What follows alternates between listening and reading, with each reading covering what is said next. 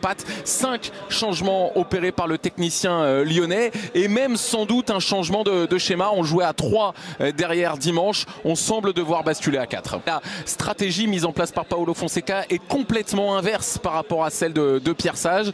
On ne change pas un 11 qui a gagné largement et qui a montré beaucoup de qualité et d'automatisme offensif. Une euphorie dans le jeu même durant les 45 premières minutes qui cherche un prolongement ce soir sur cette pelouse.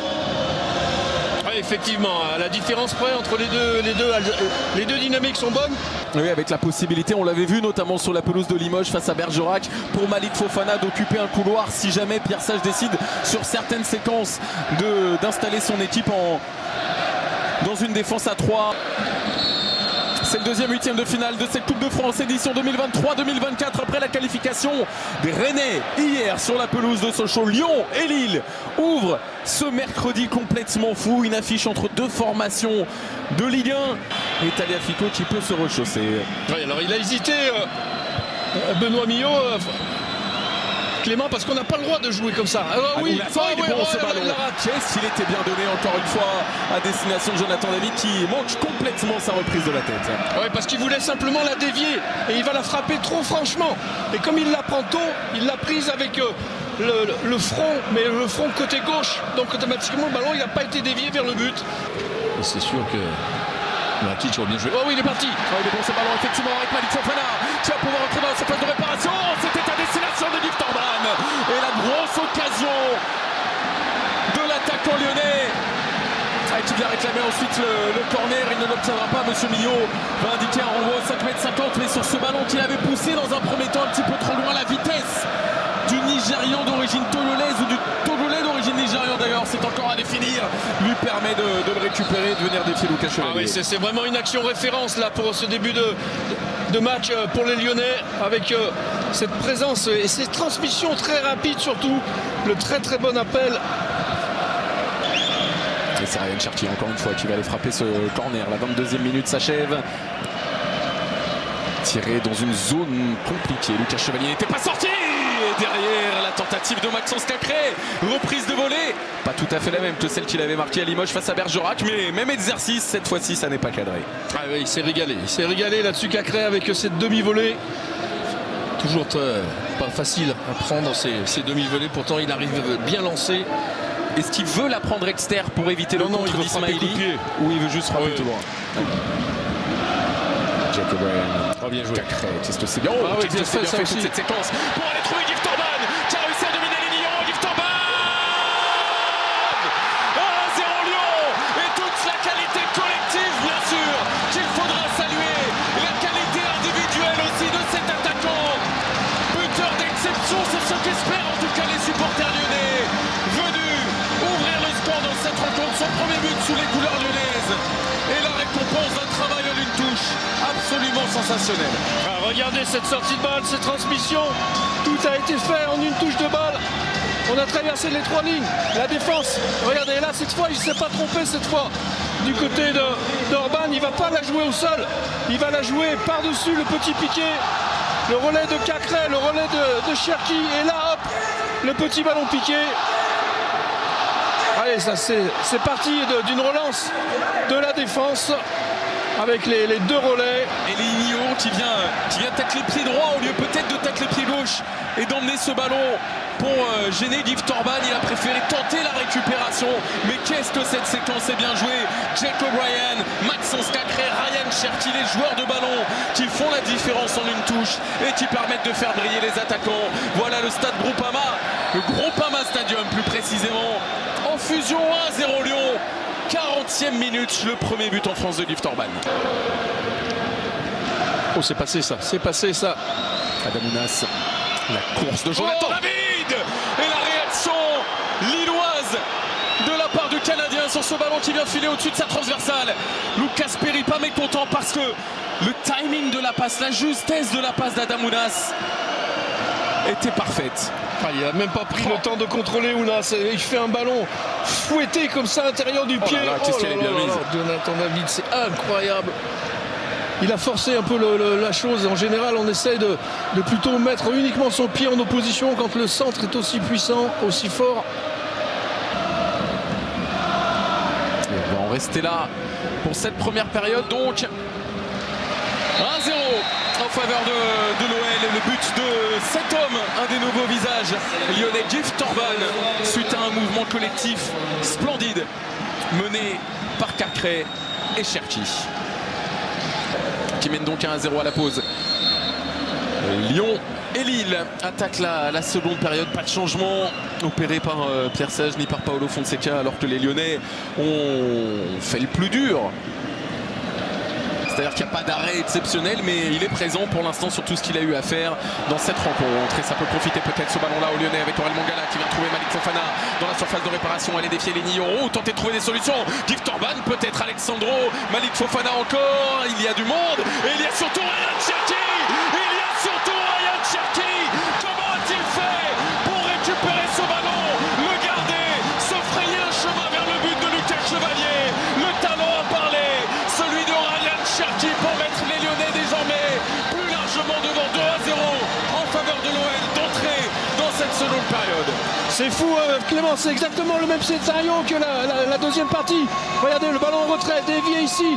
Et là, ça va être le gros cafouillage. Ça rebondit de partout. Cherki, on se demande comment il arrive à récupérer ce ballon pour aller la mettre sous la barre. Alors, il y a beaucoup de réussite. Il y a beaucoup de réussite quand même. Ah oui, mais là, il y a la volonté. Là c'est un Cherki qu'on aimerait voir plus souvent dans ce sens bagarreur, hein, là qui va à la lutte pour aller récupérer ces ballons. Et c'est fou parce qu'ils auraient dû encaisser pratiquement un but, les Lyonnais. Et dans l'action qui s'enchaîne, c'est eux qui marquent. Et ce qui est très intéressant là pour Pierre Sage, c'est que ce qui est en train de se dessiner, c'est un succès de référence face à une équipe qui avait aligné son 11 type avec 5 joueurs changés par rapport au rendez-vous face à l'OM. La densité de ce groupe-là. Ryan Cherki encore, Ryan Cherki toujours, Ryan Cherki touché, pas de pénalty, dit Monsieur Millot, alors qu'il me semblait y avoir peut-être un contact au niveau de la cheville du pied gauche de Ryan Cherki qui n'en prend pas ses yeux. En tout cas, ce qui est sûr, c'est que c'est lui qui avait le ballon dans les pieds. Donc, est-ce qu'il a été gêné? Alors, on voit, Clément, là, il fait son show. Bah, il y a faute. Ah, il y a faute. Pour moi, il y a faute. Les supporters lillois ne seront peut-être pas de mon avis, mais pour moi, il y avait faute là sur Ryan Cherki. On verra tout ça peut-être sous un autre angle. Pour l'instant, on va laisser Zegroma tenter d'aller défier Tagliafico. Il y a tout qui va pour l'OL. Les gestes défensifs, la réussite, les promesses qu'on en attendait. C'est Zegrova qui va aller chercher ses grands. Qu'est-ce que c'est bien tiré ça aussi? Qu'est-ce que c'est compliqué à négocier pour la défense lyonnaise? Et voilà la réduction de l'écart en faveur de l'OL sur ce coup franc très bien tiré par Aidon Zegrova, encore décisif. J'ai pas vu qui avait touché ce ballon en dernier ressort. Ce pourrait bien être un défenseur. Et c'est peut-être Alexandro qui voit ce ballon lui rebondir dessus. Oui, c'est lui.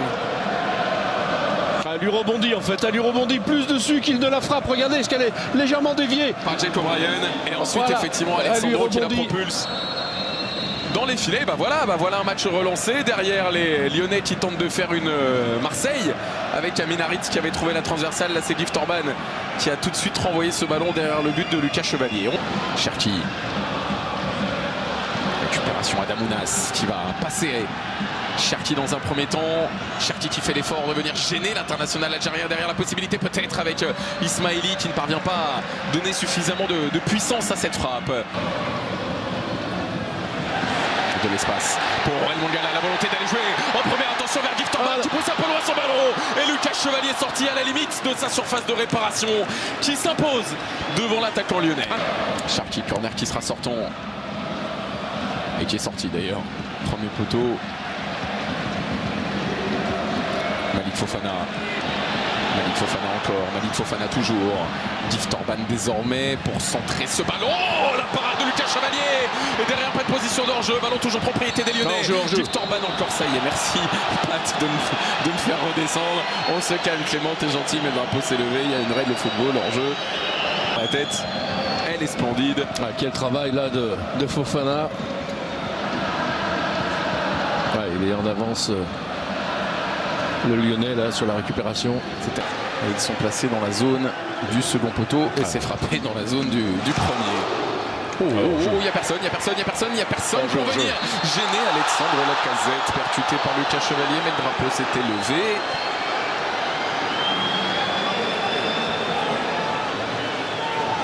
Alors Alexandre Lacazette n'était pas en position de hors-jeu sur cette phase-là, mais il a été retouché. Ce ballon, on l'a vu, on a entreaperçu. En position de hors-jeu, la revanche pour Corentin Tolisso qui peut entrer dans la surface, obligé d'enchaîner en une, quasiment se sentant repris par la défense lilloise. Angel Gomez s'est frappé, il y avait du petit bois dans la surface. Attention, attention. Au sol, et les Lyonnais vont tenter de partir en contre-attaque avec Maxence Cacré désormais. C'est un peu dans le dos là. S'il doit y avoir une séance de tir au but, c'est maintenant ou jamais. Tolisso dit jamais. Et a priori, il n'y a rien du tout dans l'intervention de Chalet Tatsar là sur Yazidje. Ounas. Et on essaye de se rapprocher du but lyonnais par le jeu. Ce ne sera pas comme ça, ce n'est pas bien senti du tout de la part de Thiago Santos et c'est un ballon dans les mains de Lucas Perry qui semble signifier qualification lyonnaise pour les quarts de finale. Monsieur Millon regarde pour la 3e fois son chronomètre et envoie donc par ce coup de sifflet Lyon en quart de finale de cette Coupe de France grâce à ce succès de Buzyn face à Lille. Succès construit en 2 temps en première période sur un mouvement collectif splendide et une réalisation de Gift Orban avant de voir la seconde période leur permettre de doubler la mise. La réduction, l'écart ne donnera rien, ne changera rien à l'histoire de cette rencontre. Lyon est en quart et rejoint Rennes.